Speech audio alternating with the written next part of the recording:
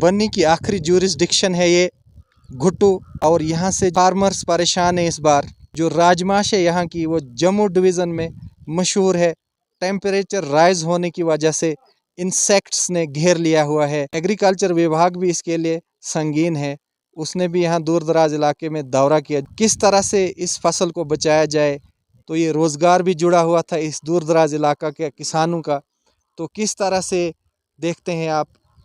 सरपंच साहब मनोहर लाल जी हैं, क्या बताएंगे कैसे इन किसानों की मदद की जाए? यहाँ जो दावा किया जा रहा था मोदी सरकार 2022 में किसानों की इनकम डबल हो जाएगी, अगर यही सिलसिला रहा, जिस तरह से इंसेक्ट्स ने पूरी तरह से घेरा है पूरे खेतों को, जैसे हमने ग्राउंड ज़ीरो पे जाकर देखा तो पूरी तरह से इंसेक्ट राजमाश की क्रॉप पे छाए हुए हैं और पूरी तरह से उन्होंने प्लांट्स को डैमेज किया है और कॉलोनीज़ तैयार की हुई हैं। तो एक तरह से कार्डन किया हुआ है, क्रैक डाउन किया है राजमाश को, राजमाश बीबल ने। चैनल का शुक्रिया अदा करता हूं कि हमारी पूरी पब्लिक की जो प्रॉब्लम्स हैं जो आप एडमिनिस्ट्रेशन तक हमारी बात ले जाते हैं।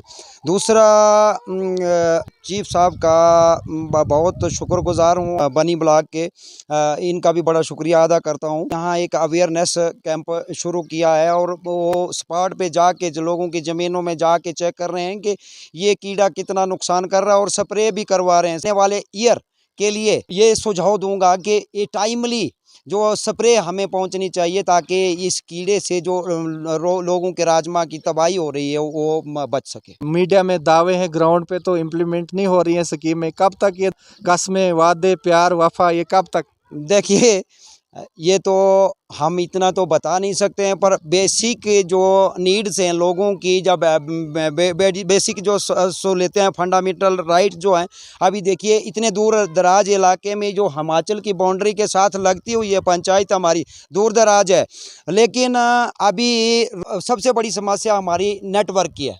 नेटवर्क के बिना हमारा जो मतलब इतना दूर दराज एरिया है, हम बहुत लॉसेस हुए विदाउट सिग्नल की वजह से। मतलब सिग्नल ना होना, टावर ना होना एक बहुत बड़ी हमारा मतलब कमज़ोरी है। और मैं प्रशासन से भी बार बार ये गुहार लगा रहा हूँ कि जी हमारे एक धौलका पंचायत में एक टावर दिया जाए, समय के अंदर अंदर दिया जाए। डिजिटल इंडिया की बात की जा रही है, क्यों ये दूर दराज इलाका अभी भी महरूम है? जैसे आपने बताया कि कई तरह की समस्या हो सकती हैं, नेचुरल क्लैमिटीज़ हो सकती हैं, डिज़ास्टर हो सकता है, बीमार हो सकते हैं, कुछ भी आफत आ सकती है।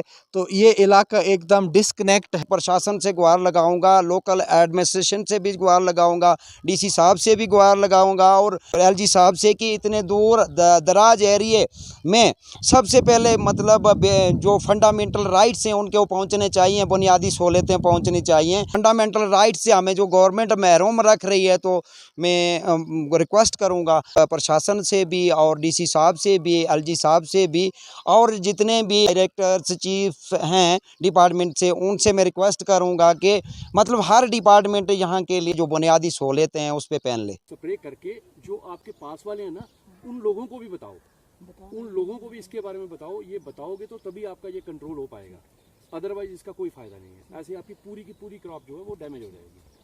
तो ये कोशिश करो, इसका स्प्रे आप करो और अपनी क्रॉप को बचाओ, ठीक है। शुक्रिया एग्रीकल्चर डिपार्टमेंट की पूरी टीम का मैं धन्यवाद करता हूँ एज ए सरपंच धौलका। मैं भी एक फार्मर हूँ और जो डिपार्टमेंट ने जो लोगों को अवेयरनेस दी है उसमें मैं भी मतलब एक एज ए फार्मर मैंने भी इसको चेक किया स्प्रे, तो इसके अच्छे रिज़ल्ट हैं और मैं बहुत बहुत मतलब आभारी हूँ हमारे मतलब जो ब्लॉक का पूरा टीम है, स्टाफ है एग्रीकल्चर का। इस बार मुझे लगता है कि हम 75% के करीब मतलब स्प्रे करके अपना राजमाश बचा लेंगे अपनी इंसेक्ट से। ग्लोबल वार्मिंग की वजह से है या तो हम फर्टिलाइज़र यूज़ कर रहे हैं, इसकी वजह से जो मतलब टेम्परेचर ज़मीन का मतलब राइज हो रहा है, इसकी वजह से तैयार हो रहा है। इसका अभी मतलब पता नहीं लगा। डंडी गुट्टू मेरी पंचायत में, धौलका पंचायत में पूरी मेहनत से लोगों को अवेयर करके उसमें मतलब फसलों में राजमा हो, मक्की हो, उसमें स्प्रे करने का एक तरीका, ढंग और कितनी बार ये करना स्प्रे करनी है, इस पे राजमा पे करनी है, मक्की पे करनी है, कहीं भी मतलब किसी भी फसल पे करनी है, तो इसकी अवेयरनेस दे रहे हैं। इस एग्रीकल्चर डिपार्टमेंट के पूरे स्टाफ का, पूरे टीम का बहुत बहुत, और चीफ साहब का मैंने वीडियो कॉन्फ्रेंस में एक बार मैंने बताया था चीफ साहब को भी, तो इन फसलों को 2-3 जैसे आलू है, राजमा है, मक्की है, इनको बचाने के लिए मैंने रिक्वेस्ट की थी चीफ साहब से कि जी ये 2-3 फसलें हैं जो हमारे मतलब उस टाइम में इंसेक्ट पैदा होता है। आपने इसको डालना है अपने पंप में पानी आता है 15 लीटर, तो 15 लीटर में आपने 30 ml दवाई डालनी है। ये जो ढक्कन है इसका, इसमें 5 ml आता है, तो 6 ढक्कन आपने इसमें डालने हैं। 6 ढक्कन डाल के जहाँ जहाँ राजमाश है आपका उसको स्प्रे करना है, और जहाँ आपको दिखाई देता है कि कीड़ा लगा हुआ है वहाँ स्प्रे तो आप कर ही रहे हैं, लेकिन उस पौधे को आप उखाड़ लो और उखाड़ के बाहर फेंक दो और कहीं दबा दो उसको मिट्टी में, ताकि वो जो एग है उसका अंडा जो है वो बाहर कहीं दूसरे पौधे पर ना दोबारा हैच होके नुकसान करे। तो 2 स्प्रे तो एटलीस्ट होनी चाहिए, एक आज करनी है, एक 10 दिन का गैप देके फिर करनी है। चौथा चक्कर है आज यहाँ। तो पहली स्प्रे हमने पिछले हफ्ते की थी 10 दिन पहले, तो उस एरिया में आज हम फिर स्प्रे करवाने वाले हैं। तो लेकिन वहाँ हमने देखा कि तकरीबन 90% जो है वो सेफ है। जहाँ स्प्रे नहीं हुई है वो एरिया भी बच रहा है, वहाँ पर इंसेक्ट आया हुआ है, वहाँ पर तो सीवर अटैक है, लेकिन फिर भी हम जैसे जैसे फार्मर आगे आ रहे हैं ये स्प्रे होता जा रहा है और ये हम इसको। आपने देखा ना यहाँ, जी जी, इससे पौधा जब थोड़ा बड़ा हो जाता है तो एक और होता है, वो यही इंसेक्ट दोबारा अटैक करता है। मतलब मैं कंडीशन बताता हूँ कैसा होता है वो। बोलो इसके स्टंप पे सर इधर नीचे हाँ। एक गट सा बन जाता है, बहुत बड़ा गट बनता है, और उसके अंदर एक सफेद रंग का कीड़ा होता है। उसकी मुंडी भी सफेद होती है, बिल्कुल सफेद रहता है, मुंडी काली होती है आगे से। नहीं सफेद ही है। ठीक है, बोलो। छोटी स्प्रे होती है। और जब वो उसमें छेद करके बाहर निकल जाता है ना, तो वहाँ से पौधा गिर जाता है। वही बता वो हमने की, हमने डिस्कस बताते हैं आपको। जैसे ये जो इंसेक्ट होता है ना, ये इंसेक्ट जो है वो बिल्कुल जब राजमाश का पौधा जो है वो उगने लगता है तो बिल्कुल जो छोटा सा डेलिकेट पोर्शन होता है ना, उस पे जो है वो ब्रेकिंग करके तो अंडे दे देता है, उसमें 2 अंडे देता है। तो 2 अंडे जो हैं वो थोड़े दिन के लिए उसी में रहते हैं, 1 हफ्ता 10 दिन के लिए उसी में रहते हैं। उसके बाद जो है वो अंडे उनको जब फेवरेबल कंडीशन मिलती है तो उस फेवरेबल कंडीशन में जो है वो अंडे ऑटोमेटिकली फूट जाते हैं, मतलब हैच हो जाते हैं। हाँ, तो वो उसका होस्ट प्लांट है वो, तो उसमें फीड करते हैं ये। उसमें फीड करने के बाद जो है वो जिसकी अडल्ट स्टेज बन जाती है तो ये खेत में आ जाते हैं। खेत में बिल्कुल डेलिकेट पोर्शन को टच करते हैं सर।